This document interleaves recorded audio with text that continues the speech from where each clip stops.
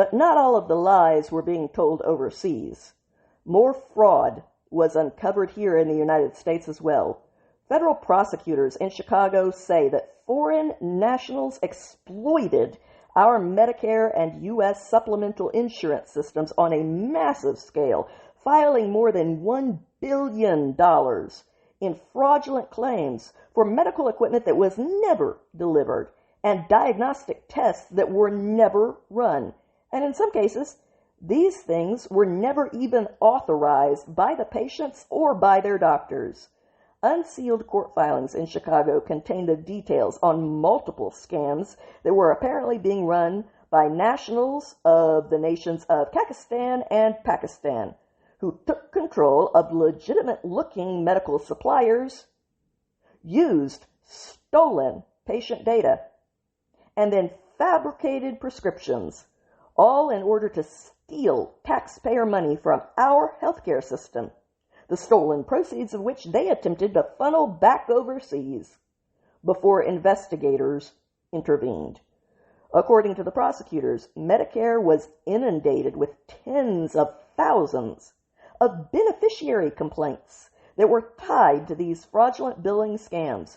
Patients across several states told investigators that they never received the equipment that Medicare had been billed for in their names, adding that they did not request this equipment, and in some cases, they had never even been diagnosed with the conditions that these fraudulent claims purported to treat.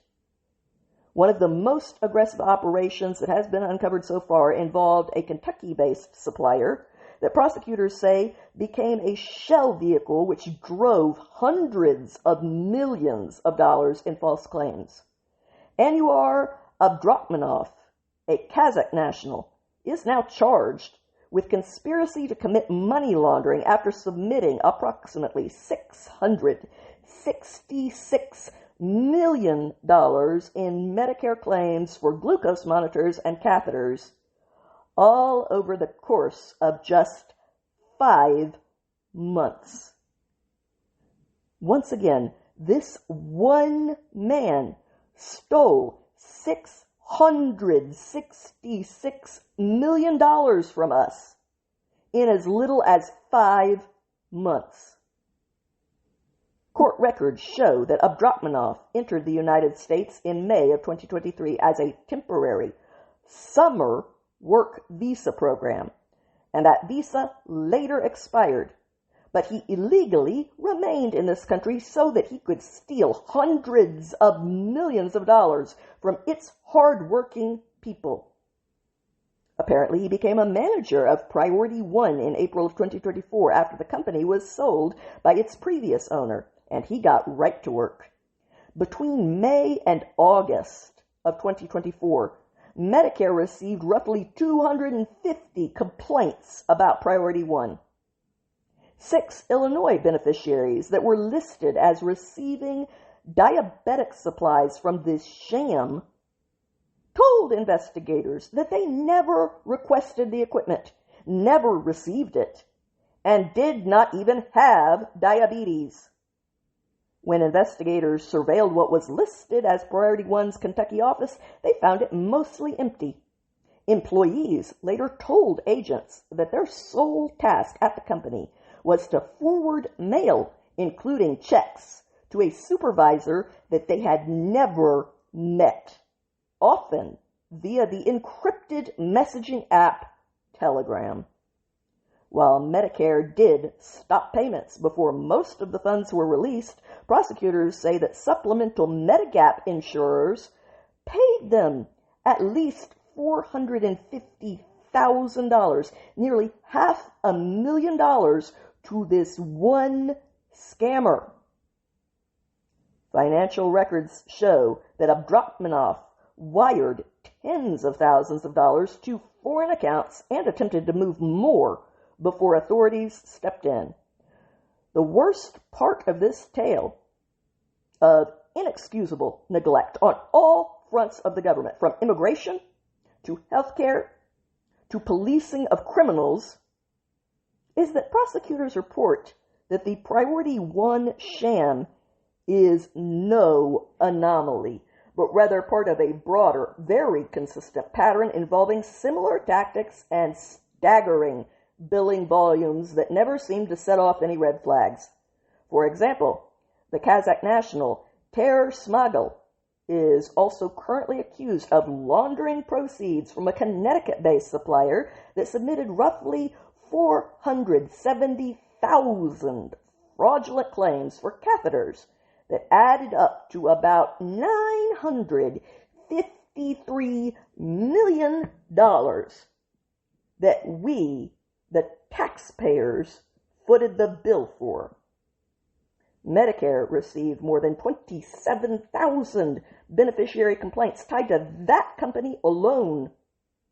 And once again, the patients that were interviewed by the investigators denied receiving these supplies, while the doctors that were listed as the prescribers said that they had never ordered the equipment and did not even treat the patients in question. Prosecutors say Smagel withdrew his fraudulent proceeds through ATMs in Illinois, shut down the company's accounts, and transferred the remaining funds to his personal bank account. A third case has charged 2 Pakistani nationals with running an offshore operation that allegedly used stolen Medicare data to submit fraudulent claims for diagnostic testing and medical equipment through U.S.-based shell companies. According to the indictment, these fraudulent payments were routed through entities with names such as, just for example, and let's see if these sound like legitimate medical supply companies to you. There was Snazzy Sprocket. There was also Peculiar Penguin. And my personal favorite, Whimsy Wombat. None of which raised any red flags, but did successfully siphon millions of dollars out of our system in improper payouts to these fraudsters.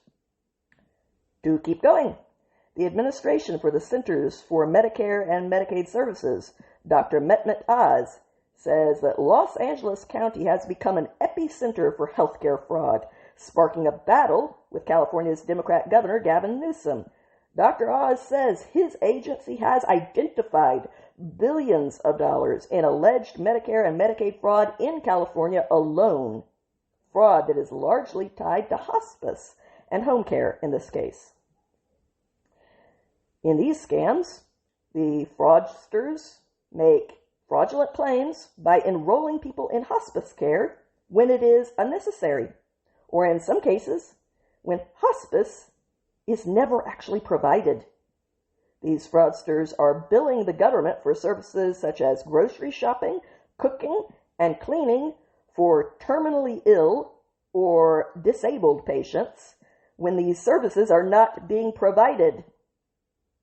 There appears to be a lot of coordination going on in Los Angeles County's version of medical fraud, especially when it comes to what is essentially organized crime that is being coordinated in order to pull off these scams on the taxpayers, whose elected representatives first allowed their money to be stolen and are now resisting the efforts to bring it to light and put a stop to it before all of our social programs end up being completely drained and going bankrupt, and there is nothing left to help the legitimate people in need. Because that's what happens when you don't address this. There's not an endless supply of money. It will run out. In the case of the medical fraud that is going on in Los Angeles County, Dr. Oz has suggested that it is largely tied to the Russian-Armenian mafia.